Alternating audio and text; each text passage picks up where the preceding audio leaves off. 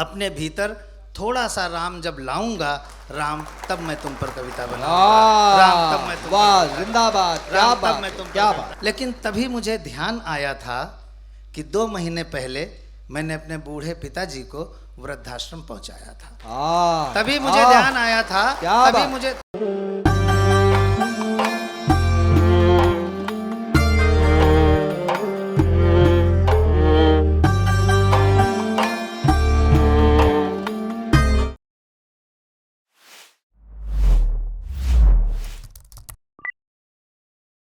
हम सब ये चाहते हैं कि जिनकी कविता, जिनकी बातें, जिनकी टिप्पणियां और जिनके मिसरे देश दुनिया में मशहूर हैं, ऐसे हम सबके बहुत प्यारे डॉक्टर सर्वेश अस्थाना यहाँ पे मौजूद हैं, जिन्होंने सफल संचालन किया है। मैं चाहूँगा आगे से लेके पीछे तक जितने लोग यहाँ पे हैं, ज़रा एक बार अपने दोनों हाथ हवा में उठाएं, जोरदार तालियां बजाएं और ये बताएं कि आप सर्वेश अस्थाना जी को सुनना चाहते हैं। आप देखिए, मैं तो यहाँ का धीरे धीरे करके आलू हो चुका हूँ। जितने कवि सम्मेलन यहाँ पर हुए, मैं ज़रूर बुला लिया गया, तो मैं अपने आप को यहाँ का लोकल कवि अब मानने लगा हूँ। बस किसी तरह से हमको यहाँ पर एक प्लॉट मिल जाए तो मैं मकान भी बनवा लूँगा। मैं देंगे। अच्छा, वो कह रहे हैं भैया सामने नाम नहीं जानते, कह रहे हैं कब्जा करवा देंगे। ठीक, बैठिए। आप जैसे लोग बैठ जाइए, बैठ जाइए। आप जैसे लोग अब मिलते नहीं हैं। हाँ, क्या बात है, वाह। थोड़ी हल्की सी वाह वाह करिए। मन दीजिए थोड़ा समापन में। हाँ, आप जैसे लोग अब मिलते नहीं हैं, इस महक के फूल अब खिलते नहीं हैं। आप जैसे लोग अब मिलते नहीं हैं, इस महक के फूल अब खिलते नहीं हैं। आप चलकर आ गए हैं, शुक्रिया, लोग तो भूकंप में हिलते नहीं। क्या लोग बात, तो वाह, क्या बात। आज रामनवमी है। वाह। मैं सबसे पहले जानना चाहता हूं, इस महफिल में हमारे मुस्लिम भाई कितने हैं? हाथ उठा दें। शेष हिंदू भाई हैं। मैं एक अलग हट करके एक कविता सुना रहा हूं। मैं चाहता हूं इस कविता को हमारे मुसलमान भाई भी सुने और हमारे हिंदू भाई भी सुने। क्या बात, क्या बात। ये कविता राम पर है। मैंने इसलिए पूछ लिया कि हमारे कितने मुस्लिम भाई हैं, क्योंकि मैं उनको भी ये कविता सुनाना चाह रहा था और उनसे भी इस कविता पर हस्ताक्षर कराना चाह रहा था। क्या बात है, क्या मैं राम पर कविता नहीं लिख पाया, राम पर कविता नहीं लिख पाया।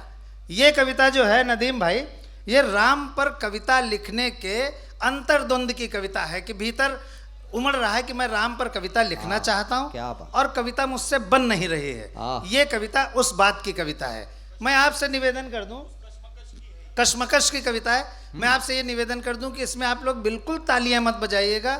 अगर आपको कविता ठीक लगे और लगे कि आज का जो सामाजिक परिवेश है उस पर ये कविता फिट बैठती है, तो आप लोग अंत में मुझे अपनी तालियों से आशीर्वाद दे दीजिएगा। मैं हास्य व्यंग्य का कवि हूँ, खूब आपको हंसा चुका हूँ, अगले साल फिर हंसाऊंगा, लेकिन आज चूंकि रामनवमी का दिन है तो मेरा मन इस कविता को सुनाने का है। क्या बात। इस मंच पर जितने भी लोग बैठे हैं उनमें से मुश्किल से 2 या 3 लोगों ने इस कविता को सुना है, क्योंकि ये मेरी नई कविता है। डॉक्टर सुरेश अवस्थी जी ने सुना है, श्लेष गौतम ने सुना है और मेरे ख्याल से नदीम फर्रुख ने सुना है, नदीम फर्रुख भाई ने, और उसने हमारे राहुल शर्मा ने, और आप लोगों ने बिल्कुल नहीं सुनी है। अच्छा, आपने भी सुना है तो इसको, अच्छा वहाँ तो अच्छा फिर से सुन लीजिएगा, अगर सुनी हुई तो पुनः सुन लीजिएगा। एक बार 4-6 लोग ताली बजा दीजिए। बस ये निवेदन है कि इस कविता के बीच में उठकर मत जाइएगा मैडम, बिल्कुल मत जाइएगा। ये मैं समझ लीजिए कि पूजा करने जा रहा हूँ। मैं ये सब बातें करता नहीं हूँ, मैं हास्य व्यंग्य का कवि हूँ। बस ये सब बातें इसलिए कह रहा हूँ कि जब लोग बीच में उठते हैं तो डिस्टरबेंस होता है, कम्युनिकेशन लैप्स होता है, बस और कुछ नहीं। बस मेरी कविता शुरू होती है। स्वागत। मैंने सोचा राम पर एक कविता बनाऊं, मैंने सोचा राम पर एक कविता लिखूं, मैं भी राम भक्त कवियों की कतार में थोड़ा आगे दिखूं। मुझसे जुड़े रहिएगा, मंच भी जुड़ा रहे। आदरणीय महेश जी, बहुत बड़े, मैं उनका बड़ा प्रशंसक हूँ महेश जी का। उनकी उपस्थिति मुझे अच्छा आभास करा रही। मैंने सोचा राम पर एक कविता लिखूं, मैं भी राम भक्त कवियों की कतार में थोड़ा आगे दिखूं। सोचा राम पर एक अच्छी सी कविता बनाऊंगा, उसे अपने भाव शब्दों से सजाऊंगा, जनता को सुनाऊंगा और आशीर्वाद पाऊंगा। सोचा राम पर एक अच्छी कविता बनाऊंगा, उसे अपने भाव शब्दों से सजाऊंगा, जनता को सुनाऊंगा और आशीर्वाद पाऊंगा। सोचा राम के किस चरित्र पर कविता बनाऊं। अफजल भाई सुनिएगा। सोचा राम के किस चरित्र पर कविता बनाऊं, उसे अपने भावों से सजाऊं। मन में आया राम के पुत्र भक्ति पर कविता, पितृभक्ति पर कविता सुनाता हूं। पितृभक्ति यानी जो पिता का जी बेटा है, अच्छे से सुना। पितृभक्ति पर कविता बनाऊंगा, उसे खूबसूरत भावों से सजाऊंगा, जनता को सुनाऊंगा। लेकिन तभी मुझे ध्यान आया था कि 2 महीने पहले मैंने अपने बूढ़े पिताजी को वृद्धाश्रम पहुंचाया था। तभी मुझे ध्यान आया था, तभी मुझे, ताली नहीं बजाएगा, तालियां अंत में, जितनी भी बजानी अंत में। तभी मुझे ध्यान आया था कि मैंने 2 महीने पहले अपने बूढ़े पिताजी को वृद्धाश्रम पहुंचाया था। राम ने तो अपने पिता की आज्ञा का पालन करते हुए महल को ठुकराया था, लेकिन मैंने एक छोटे से मकान पर जल्दी कब्जा पाने के लिए अपने लाचार पिता को घर से बाहर भगाया था। इसलिए राम मैं तुम्हारी पुत्र भक्ति पर कविता नहीं लिख पाऊंगा। इसलिए राम मैं तुम्हारे पुत्र भक्ति पर कुछ नहीं कह पाऊंगा, तुम्हारे पुत्र रूप का प्रताप नहीं सह पाऊंगा। इसलिए मैं कोई दूसरा चरित्र उठाता हूं। इसलिए राम मैं कोई तुम्हारा दूसरा चरित्र उठाता हूं, उस पर कविता बनाता हूं। इसलिए राम मैं तुम्हारा दूसरा चरित्र उठाता हूं, उस पर कविता बनाता हूं। तुम बहुत अच्छे पति थे, तुम बहुत अच्छे पति थे, त्याग, समर्पण और प्रेम की गति और यति थे। इसलिए तुम्हारे पति धर्म पर कविता बनाता हूं, इसलिए तुम्हारे पति धर्म पर कविता बनाता हूं। लेकिन ठहरो, मैं तो पत्नी को कर्मचारी समझता हूं। अपने हर क्रोध का उसे अधिकारी समझता हूं। मैं यहाँ तक क्रोधित हो जाता हूं कि उसका अपने हाथों से बनाया हुआ खाने का थाल बाहर फेंक आता हूं। मैं उसको अपमानित करने के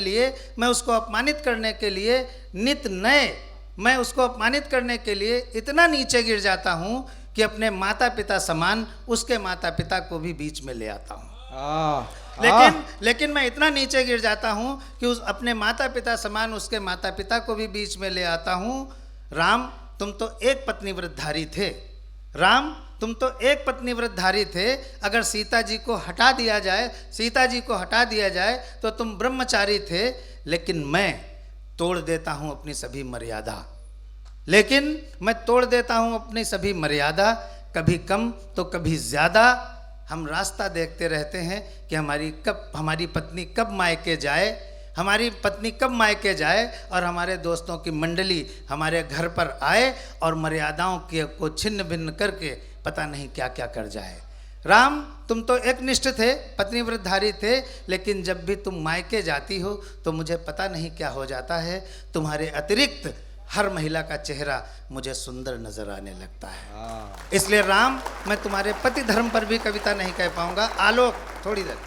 इसलिए राम मैं तुम्हारे पति धर्म पर भी कविता नहीं कह पाऊंगा, तुम्हारे पति रूप को भी नहीं सह पाऊंगा। इसलिए राम मैं तुम्हारा कोई दूसरा चरित्र उठाऊंगा, उस पर कविता बनाऊंगा। तुम बहुत अच्छे मित्र थे। अगर मेरी लखनऊ की भाषा में कहा जाए तो तुम दोस्ती का एक महकता हुआ इत्र थे। इसलिए तुम्हारे दोस्त धर्म पर कविता बनाता हूँ, उसे खूबसूरत शब्दों और भावों से सजाता हूँ।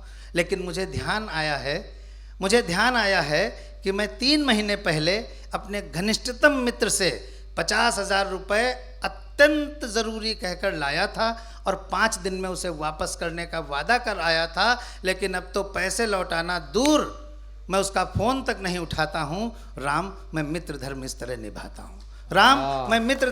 निभाता हूँ। इसलिए मैं तुम्हारे मित्र धर्म पर भी कविता नहीं कह पाऊँगा, मैं तुम्हारे मित्र रूप को भी नहीं सह पाऊँगा। इसलिए मैं कोई और चरित्र उठाता हूँ, उस पर कविता बनाता हूँ। राम तुम बहुत अच्छे भाई थे, तुमने अपने भाइयों को गले लगाया था, अपना जीवन उनके नाम कराया था। इसलिए तुम्हारे भ्रातृ धर्म पर कविता बनाऊंगा और वास्तव में उसे अपने अंदर के भावों से सजाऊंगा और जनता को सुनाऊंगा। लेकिन ठहरो राम, अभी कल मुझे अदालत जाना है। अपने 2 छोटे भाइयों पर चल रहे संपत्ति के मुकदमे को आगे बढ़वाना है।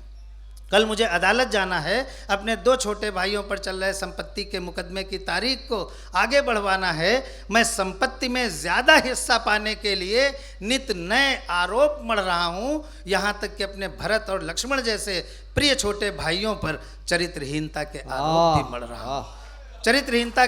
भी मढ़ रहा हूँ। राम मुझे भरत और लक्ष्मण का चेहरा याद आ रहा है, वो मुझे मुंह चिढ़ा रहा है, मुझे अपने पर शर्म आ रही है। मैं तुम्हारे भ्रात धर्म पर भी कविता नहीं कह पाऊंगा। राम, मैं तुम पर कविता नहीं कह पाऊंगा। राम, मैं तुम पर कविता नहीं कह पाऊंगा, लेकिन वादा करता हूँ कि अपने पिताजी को वृद्धाश्रम से घर वापस लाऊंगा, अपने मित्र के सारे पैसे उसे लौटा कर आऊँगा, अपने दोनों भाइयों को गले लगाऊंगा, उन पर से मुकदमे हटवाऊंगा, अपनी पत्नी को अर्धांगिनी और जीवन संगिनी समझूंगा। यानी अपने भीतर थोड़ा सा राम जब लाऊंगा, राम, तब मैं तुम पर कविता बनाऊंगा। राम, तब मैं तुम पर वाह, जिंदाबाद, क्या राम, तब बात, मैं तुम पर क्या कविता- बात।